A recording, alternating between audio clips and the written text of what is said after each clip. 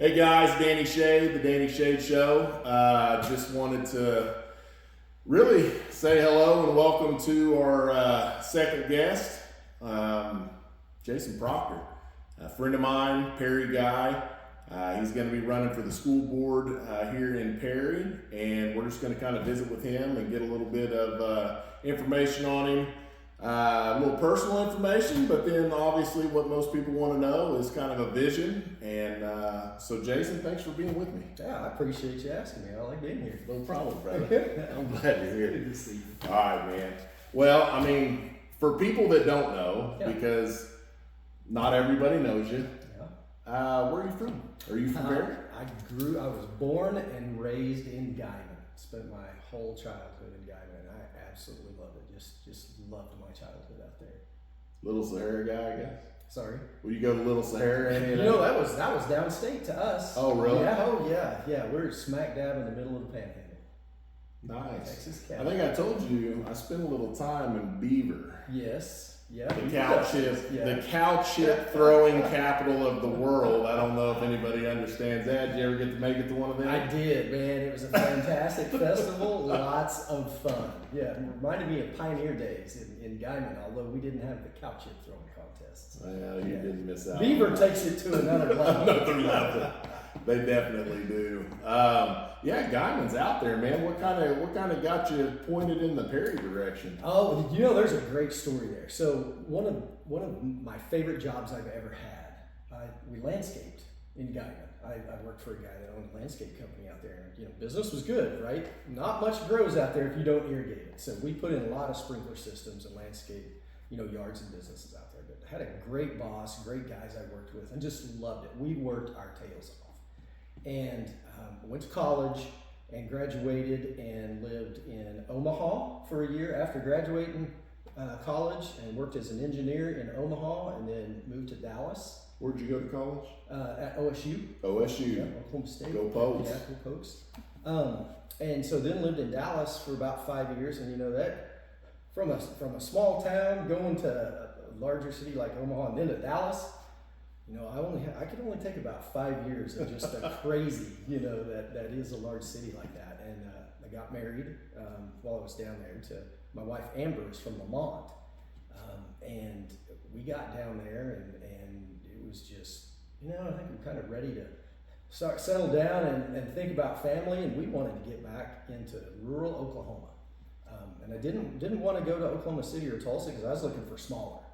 And I thought back, so my experience working for kind of a manufacturer as an engineer, I felt kind of limited on some of my options. And I thought, oh my goodness, Stitch Witch. I associate the equipment with one of my favorite jobs I've ever had. I was like, that's where I'm going. And honestly, I applied for a few different positions. So you called your shot on that deal. You said you're going to Ditch Witch. I did, and they it took me a few interviews to convince them that I was the guy that really wanted to be here. And I remember getting that phone call. I was just so excited to get back to Oklahoma and just always loved the Ditch Witch equipment. So it was the right place for me. You did you get in there?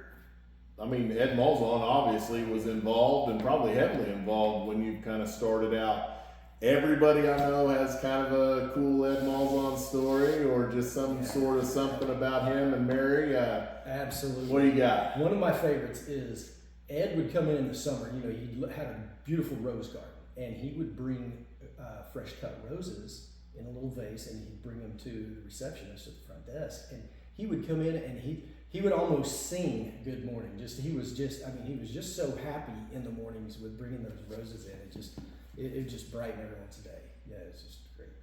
He was a great guy. Yeah, amazing. I'm a come here, not a from here. Yeah. Which most are, but I joined the Lions Club, and Ed and Mary were still living, and I was I didn't get to know them well. I've known their family and kind of grown to be friends of his family over the years, but I didn't get to know him very long or very well. But I'll tell you that Mary was a hoot. I mean, I'm 6'6", 400 pounds, and I really think she could twist me up. She was tough, man. Absolutely. She'd grab me by my shirt and jerk me down there, and she'd be like, "You better come over here and give me a hug when you come in here." I was like, "Wow, this lady's for real." She's a firecracker, and just to see the two of them together at the Ditch Witch events was just amazing, right? You know, you think of this large international corporation, and you know you need to be all buttoned up and everything, but just to see the two of them together and just share their relationship and how close the two of them were in a business setting was just very refreshing.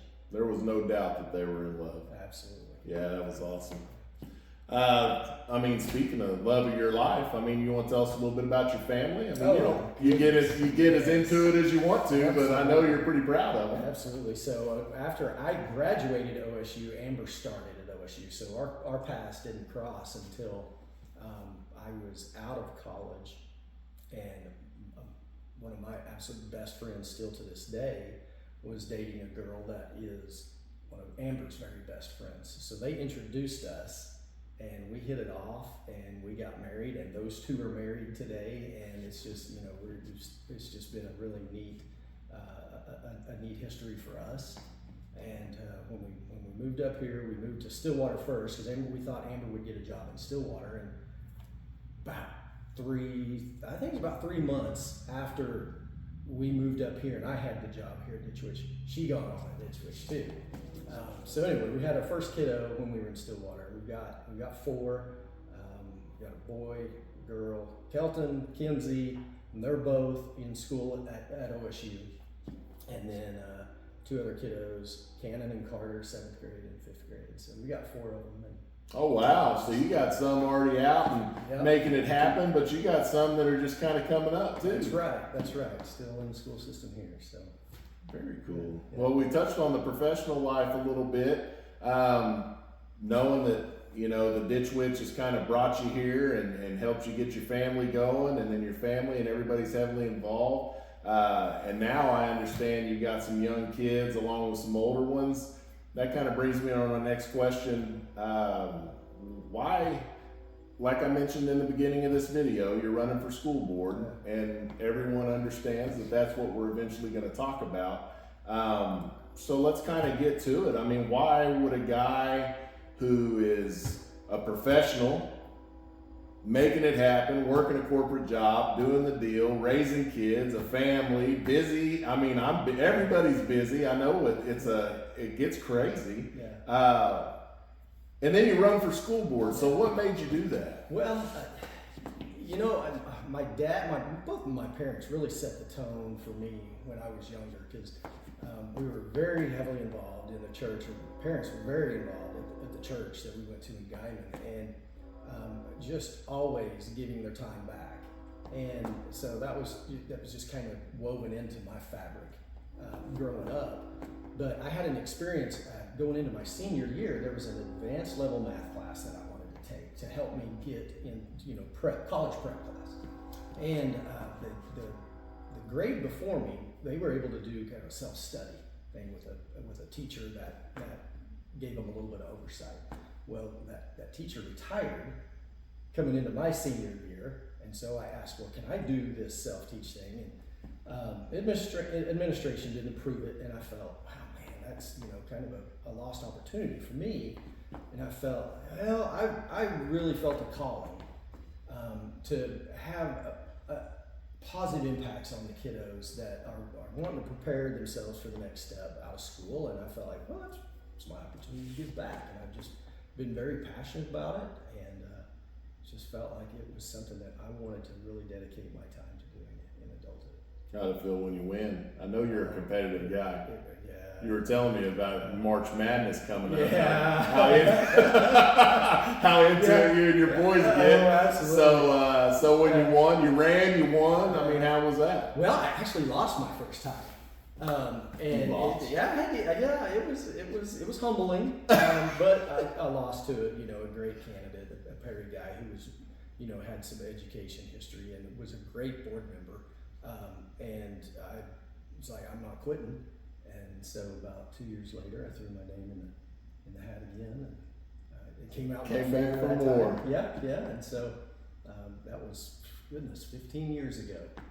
Yeah, so I've been on the board for 15 years.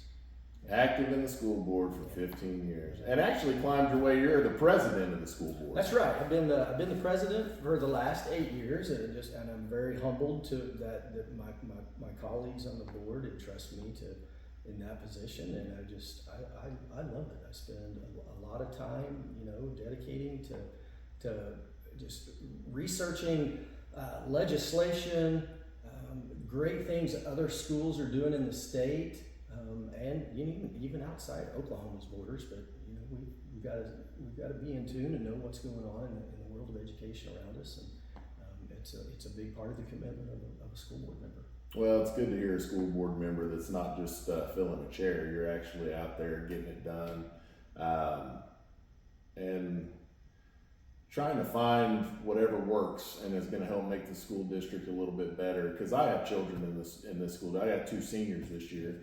And then I have one that's going to be a junior next year. So it's nice to have somebody proactive that's out there trying to make it happen. Yeah, it's about prepping these kids for their next step in life, and that doesn't mean college. Military, straight into the workforce. We need to arm them with everything that we can for them to reach their full capability and let them go achieve their dreams. So I want to dig a little deeper into that real quick. Elaborate, because I don't know either, and I know everybody that's going to watch this probably wants to know. Getting into it a little bit more, what are some of the highlights? What are some of the achievements? And it doesn't have to be just, I want to hear Jason Proctor achievements and highlights, but I would like to know kind of as a school board and a school system, what are some of the highlights? Oh, yeah, absolutely. We're just really proud of what we've all done together, at the board level. First, we've got a fantastic board. It's just amazing people that come from different walks of life. It's not everybody thinks everything the same and has the same ideas, but it's our ability to listen to each other and provide our own perspective and make good decisions for what's right for our community. And I've really had the pleasure of working with some great board members, and just can't say enough about them. But kind of rewinding the clock back, one of the great things I think that we did was a school resource officer. Brian Odell has just been amazing. Kids love him, teachers love him. I don't know anybody in the community that. I love Odell. He's a great guy. Oh my goodness, yeah, and he just does a fantastic job. I'm an old Guthrie boy, and he's a Guthrie too. Is that right? Yeah, oh yeah. I went to school with his sister and all that, but anyway. Yeah. So, and Officer Odell, he's been with us, I don't know how many years, but it's so reassuring to know that we have that resource on site, and it's just story after story of his involvement in helping us through some tough spots. We realized a handful of years ago that there was opportunity to communicate better to the community and to our school families, and and it's hard. Administrators, they have a lot of work to do during the day, so we thought, well, how can we communicate better? And so we have a position now that's public relations and communications, and I think Haley does an amazing job. Who's that? Haley Gorson. Haley Gorson. Oh, okay. Haley. Yeah, she does just a fantastic job of communicating just great things that are happening in the district, but as well as informational, right? And it's funny. There's been several times I'll call Chad Wilson, superintendent. I say, hey, maybe we should think about doing an article or a press release or something on this. He's like, I'm already on it. Haley's working on it. Haley's on it. She is on it. Yeah, she does a fantastic job. So that's been, I think, a real asset for us in just open communications, with our families and community. Oh boy, working through COVID, right? Every school had such a challenge, and COVID, so many right. things. Yeah. I do have to commend you though. Because I heard and seen a lot of schools that were just in chaos, and the fact that we obviously met the benchmarks that we needed to meet, with public safety.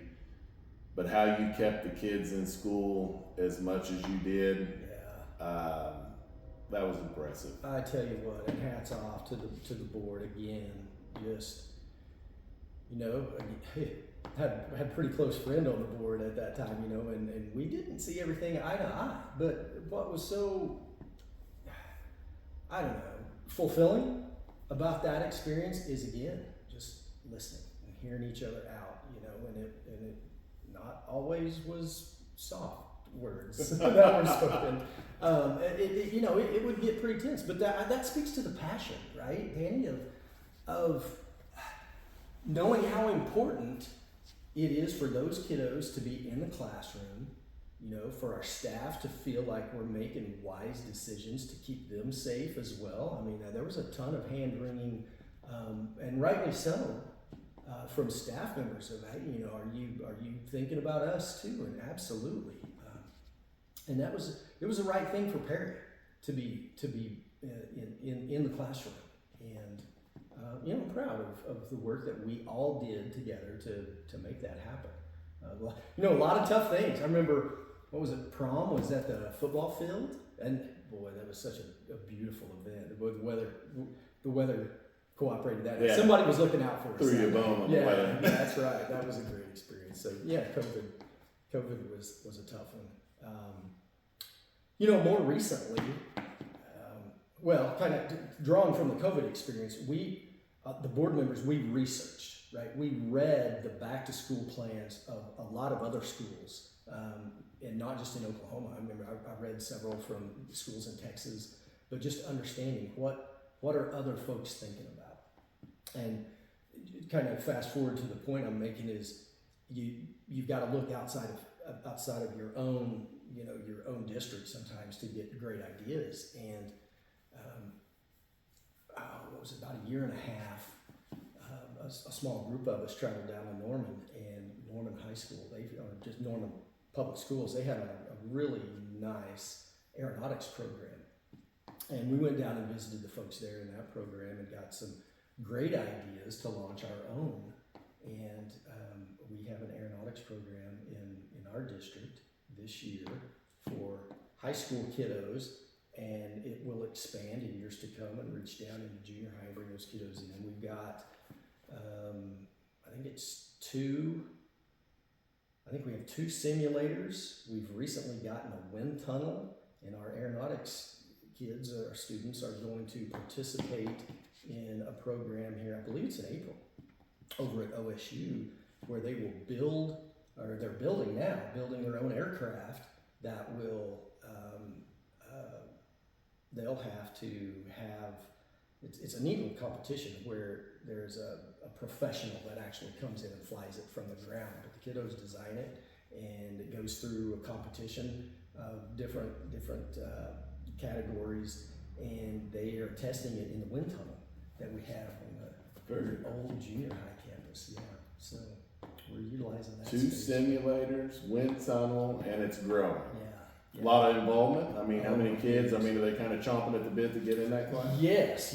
I think we have about 12 or so in the class now. Don't quote me on the exact numbers, but a lot of interest, and it's a very interesting program, and you got to start as a freshman. So the students that are upper class, they're not able to participate because you got to build on the year before. So we start as freshmen, and then every year we have a new crop of freshmen that have come in, and it's been really, really well received. Ron Dwyer is the instructor, and he loves it.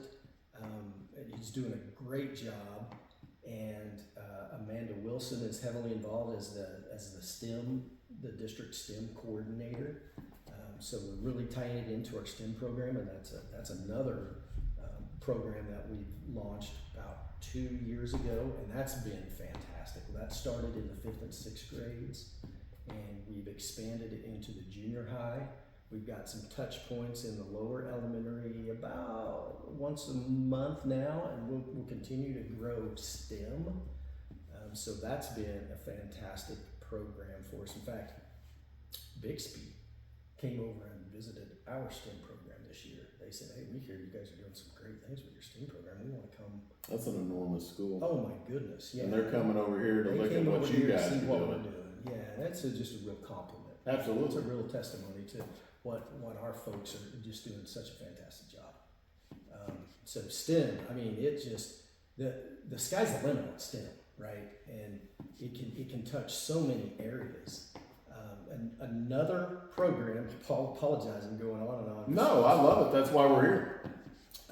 The ag program. So we expanded our ag program recently to 2 instructors, and just a fascinating story about ag. I was talking to a parent of a 7th grader this year, and I said, "Hey, you think your kiddo's going to do take ag next year?"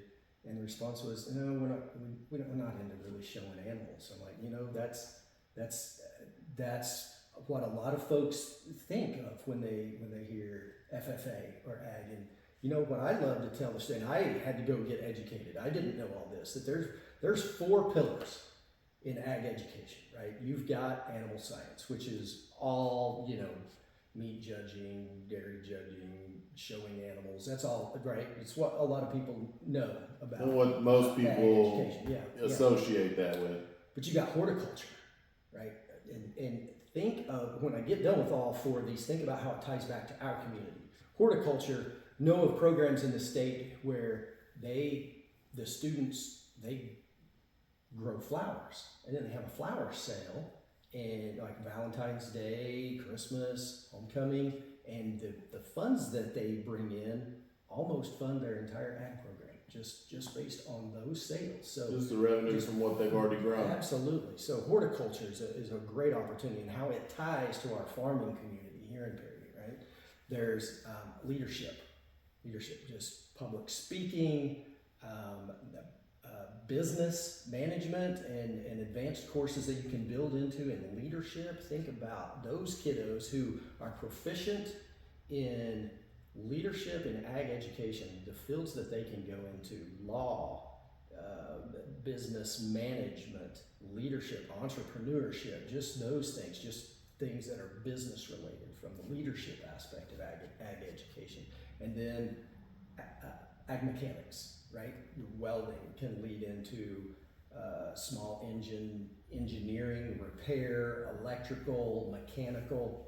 There's so many different pathways in ag mechanics. So summarizing, right? 4 of them, and how they tie to our community: animal science, all the ranching in our community; horticulture, all the farming in our community; leadership, businesses in our community; and then ag mechanics, right? And it's a nice tie to easy drill, ditch witch, and there's a lot of subcontractors that those companies have. It's just such a complement to life in Perry, and it just makes so much sense. And I think there's a lot of opportunity to continue to grow our ag program.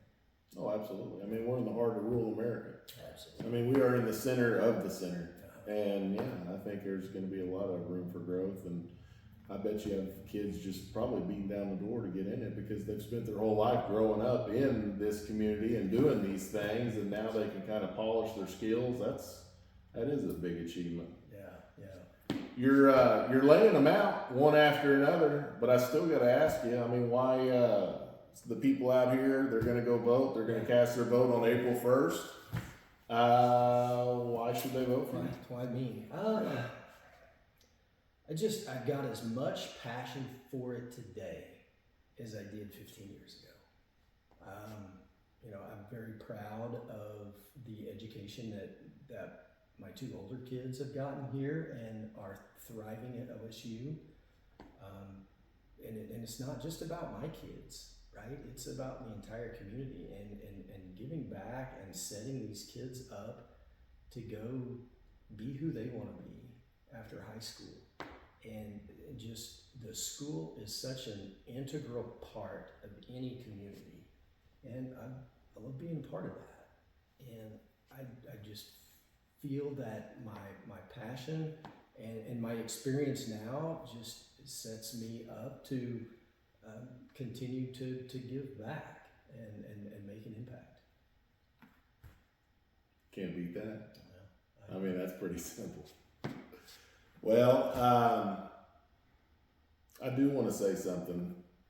You brought in Chad Wilson. well, our board, yes. The board brought in Absolutely, Chad Wilson. Absolutely, yeah. Good pick. He's fantastic. He is a good guy. He's fantastic. Every time I've had to reach out to him, it's been a pleasure, and things have got done. Yeah. What are some other key positions that you guys have filled that's kind of just killing it? Because I mean, the teachers that we have in general are amazing, but I know we have a few new faces. We do. There's one that I didn't touch on that is so new this year, and it was a product again of going around and interviewing Chad and I went down and interviewed at OSSBA, which is the Oklahoma Secondary School or School Boards Association. We went and visited Meridian and got some input there. Guthrie, Chad went and visited former superintendent that he worked with at Guthrie and talked to some others about, okay, if you had one thing you could do in your district, what would you do if kind of you found the pot of gold at the end of the rainbow? Well, what would you do to have a direct impact on your students? And what we heard back was a career development specialist. Like, okay, well, tell us more. And so we have a new position in our district. It's Courtney Martinez has come back to Perry. She was here a handful of years ago as a counselor, and she's come back, and what her role is to assess our students and match up skills with interests and overlap and say, here's the things that you could consider after school in Perry. And it's not just about college, it's career. So laying a foundation for a path. Absolutely. What specifically does this student, how would this student thrive? Is it military? Is it direct into the workforce? Is it trade school and go start your own business? Or is it a path through college? And I think back to when my older two were in school, and Amber and I were at home just scratching our heads like, man, we'd love to give our kiddos some guidance of what to go do after high school. But you have this position that has that expertise to assess these students and understand where they would what their opportunities to choose where they would go be most happy and be most effective in their career after school here. That's got to be a huge benefit. Yeah, and she will touch really every student in the district, particularly from junior high up through high school. So that's fantastic. Very good. That's awesome. Yeah. I've got to become friends with you. We've kind of visited a little bit, and the more we visit, the more the better it is. Yeah. I appreciate you coming on. Oh, I appreciate the opportunity. Is there anything that we didn't touch on that you'd like to maybe bring up? Well, I think a lot of folks might have the question of like, okay, great, those are things that the school has done. Well, what's in our future? So let's talk about the future. What's on your? Let's say you get the job again, and where are we headed? We've got to continue to execute our strategic plan. So we worked hard to develop a strategic plan back in. I think we finalized it in 2022, and another thing that we've done that came out of the strategic plan is 100% retirement for our staff, and so we implemented that this year. That came right out of our strategic plan is recruit and retain great staff, and I think our administration 100%. 100%. What was it before? I believe we were. I think the way that's structured. I think it's 7% of their earnings can go. Oh, so this has been a significant change. So like I think we were contributing about 2. And so we went and are contributing all that a staff member is able to put back in their retirement we're making that contribution now. So 100%. just pleasant, just pleased as punch that we can do that. And right, the Malzahn Family Affiliated Fund has just been such a godsend to help us do some things that we wouldn't be able to do with current funding, and it helps us, and it really sets Perry apart to be able to do some of these really neat things, and that was one of the things that they helped us do. You can tell that Ed really loved this community. I mean, it Talk wasn't about just it. it wasn't just a place to him. Right. The fact that he set Perry up for success after he was gone, and we have something that most small towns would they dream of having. Absolutely. And that affiliated fund and that money that is earmarked just for Perry and the things that happen in this town, and I think that's very impressive. Yeah. And just an he knew what he was doing. Boy, didn't he? I mean, just years and years into the future, where he's set just this whole community up for support from a financial standpoint. Yeah, that's great. So continuing forward, facilities, right? Gotta keep current with facilities as best we can. I'm on the facilities committee, and we meet at least monthly, if not more frequently. We're working now to identify some ways to update the field house at Daniels Field, which was part of the last bond. And unfortunately, what we thought we could spend and have a significant impact on the field house, just kind of pennies on the dollar these days. Construction costs have gone up about at least 3 or 4 times from when we passed the bond in 2018. So we're working to get creative to find some more ways to fund it. But we know that's a significant need. Track, out of Daniels Field that really needs it, and it's not just a resurface. It's unfortunately, we've had some folks come in and look at it, and we need to replace the whole track, and that's a priority as well. But and it's not just in the near term. We've got to think the current bond rolls off in 2031, I believe, and so you back that up. We need at least 3 or 4 years of solid planning of what that bond proposal is going to be, to plan it, design it, propose it to the community, get feedback, revise it where we need to, and then put the bond proposal in front of the community so that if it's passed, we're ready to hit the ground running when the current bond runs out, right? So it's all about preparation. And we're currently assessing all of our facilities in the district, and we've got some architects and engineers that are coming in and evaluating. We should have that report back here in April, and from there we start sharpening our pencil on what can we do in the near term and funding that's available, and then what do we need to be thinking about for a bond proposal in the 2029, 2030 time frame. And sounds like a ways off, but it's not. Right around the corner. That's absolutely right. And then just continue to understand where our kids are performing.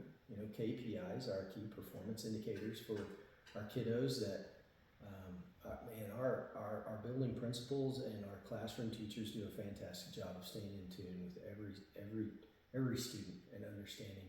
All right, what do we need to do to educate this particular student, and where are their gaps? How do we if we need some remediation or things of that nature, and continue to use tools to evaluate our own performance as a school district.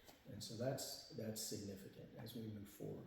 And so facilities, personnel, finance is it's complex. School finance is very complex. But going back to the not only the Malzahn Family Affiliate Fund, but also our legislature in Oklahoma has just been fantastic. The last 3 years they've pumped more into education than any legislature has in history, and they understand the value and the need to fund public education, and I just couldn't be more pleased that they continue to support us, and so we're very fortunate. It always helps when they give you the tools. That's right. Man, I appreciate you coming on. Man, I love being here, Danny. I appreciate the opportunity. It's Absolutely. a topic I love talking about. Guys, that's a wrap for the Danny Shade Show. I got Jason Proctor running for school board. The man has 15 years of experience, knows the topics, heavily involved, proactive. Get out and vote April 1st. Obviously, no one can tell you who to vote for, but with the future that Perry Public Schools and the direction it's headed, I think experience is going to count for something. So just search your heart, think about it, pray about it, and do what you think's right. But I appreciate you guys watching. Jason, I appreciate you. Yeah, thank you, man. I appreciate it. It's good to see you. You guys have a great evening, and we'll talk to you later. Thank you.